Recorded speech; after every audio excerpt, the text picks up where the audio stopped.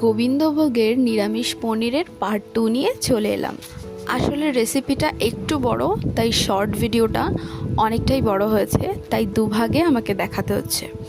ঘিয়ের মধ্যে আমি পনিরটাকে প্রথমে ভেজে নিয়েছি সামান্য পরিমাণ নুন এবং হলুদ দিয়ে, আর খুব বেশি ভাজবার কিন্তু কোনো প্রয়োজন নেই।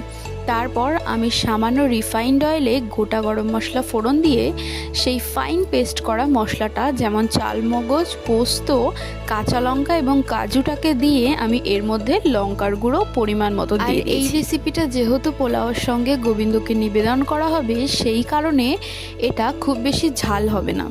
একটু মিষ্টি মিষ্টি রাখার চেষ্টা করেছি আমি, তাই খুব কম পরিমাণে লঙ্কা ইউজ করেছি। আমি এখানে দিয়ে দিলাম স্বাদ মতন চিনি, আর সামান্য কাঁচা দুধের সাথে আমি জল মিশিয়ে রেখেছিলাম, আর সর্বশেষে দিয়ে দিলাম। এই রেসিপিতে ঘিটা কিন্তু ম্যান্ডেটরি, একটু হলেও তোমাকে দিতে হবেই।